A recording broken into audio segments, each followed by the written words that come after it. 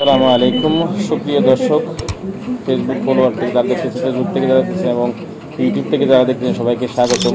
আর একটা নতুন brand new ভিডিওতে আমরা চলে আসলাম একটা অনুষ্ঠানে, বা আমার একটা সহপাঠীর একটা ছেলে GPA 5 পাওয়ার কারণে আমাদেরকে একটা ট্রিট দিতেছে, তাই চলে আসলাম। আমাদের প্রায় অ্যাবিসুর সমিতির পক্ষ থেকে এবং পাদুকা ব্যবসায়ী কল্যাণ সমিতির পক্ষ থেকে আমরা 12-13 জন চলে আসছি বিখ্যাত হোটেল আলগনিতে। এখানে আসলে টুরিস্ট থেকে শুরু করে স্থানীয় যারা আছে সবাই এই হোটেলে আসে খাবার উপভোগ করে, তাই আমরা চলে আসলাম। কেমন হলো খাবারটা এই বিষয়ে তথ্য দিব এবং কক্সবাজারের বর্তমান পরিস্থিতি এই বিষয়ে তথ্য দিব।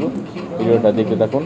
আর যদি আমার ভিডিওতে যদি নতুন হয়ে থাকেন তাহলে অবশ্যই আমার পেজটা ফলো করে দিবেন। আর যদি এবং দেখার জন্য যদি ভালো লাগে অবশ্যই লাইক এবং শেয়ার করে দিতে পারেন। তাহলে শুরু করলাম নতুন করে। আবার কক্সবাজার এই মুহূর্তে আইনশৃঙ্খলা পরিস্থিতি আলহামদুলিল্লাহ ভালো, এবং আপনারা যারা পর্যটক আসতে চাচ্ছেন আপনারা চলে আসতে পারেন আপনাদের সুন্দর মুহূর্তটাকে কক্সবাজারে উপভোগ করার জন্য। কক্সবাজার এই যারা আসবেন তারা অবশ্যই নভেম্বরের মাসের মধ্যে চলে আসেন। ডিসেম্বর, জানুয়ারি, ফেব্রুয়ারি এখানে মাস হয়তো রোজা ঢুকে যাবে, কিন্তু ডিসেম্বর, জানুয়ারি, ফেব্রুয়ারি পর্যন্ত এখানে ভরপুর পর্যটক থাকার ফলে অনেক কিছুতেই মানুষের অভিযোগ থাকে যে এই পণ্যটার দাম বেশি, বা এই আইটেমটার দাম বেশি, বা হোটেলের ভাড়া বেশি। তো ভাড়া কম দিয়ে যদি থাকতে চান তাহলে আপনাদেরকে চলে আসতে হবে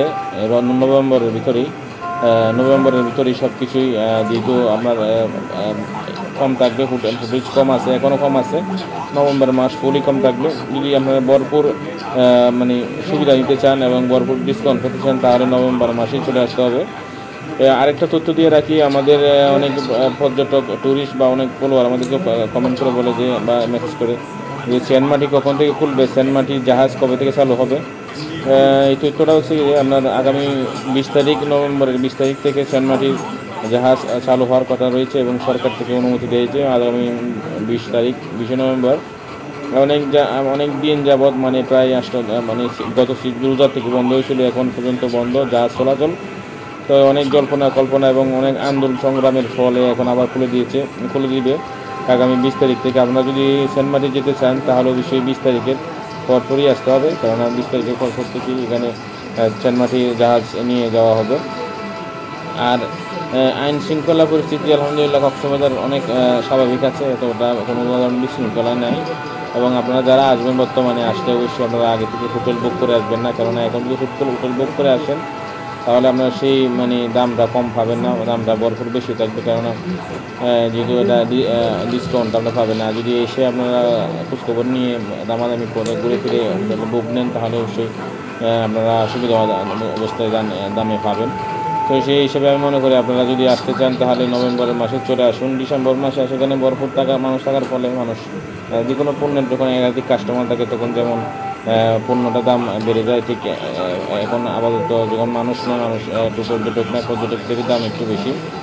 তাই আপনারা চলে আসতে পারেন আমাদের প্রিয় নগরী কক্সবাজারের সমুদ্রের নীল জলরাশির সাথে নিজের সময়টাকে আরও উপভোগ করার জন্য এই সমুদ্রের কক্সবাজার বিকল্প নেই।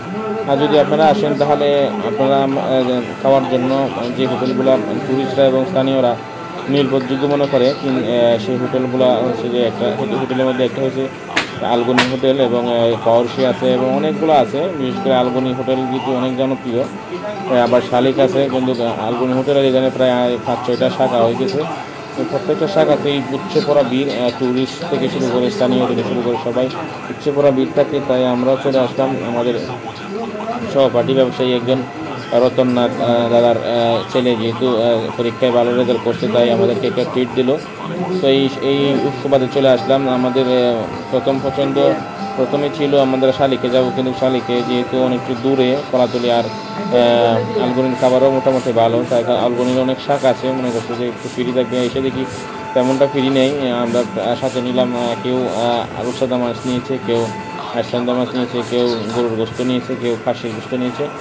তো আমি খাসির গোস্ত নিয়েছি, তারপর আরও নোটে প্রায় থেকে শুরু করে আরও 10টা বাজিপত্তর আইটেম ছিল। খাবারটা অনেকটা টেস্ট এবং মজাদার, খাবারে কোনো ত্রুটি ধরা যাচ্ছে না, খাবার অনেক ভালো লাগছে। কিন্তু পরিশেষে যা বুঝতে পারলাম খাবারের দামটা প্রাইসটা খুবই বেশি রাখা হয়েছে। এই খাবারের প্রাইসের জন্য আমার একটু মনে শুনে লাগলো, জিনিসটা খুবই খারাপ লাগছে।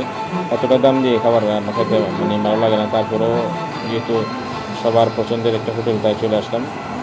ভিডিওটা কেমন লাগলো অবশ্যই কমেন্ট করে জানাতে পারেন, আর লাইক করে আমাদের সঙ্গে থাকতে পারেন। ধন্যবাদ সবাইকে।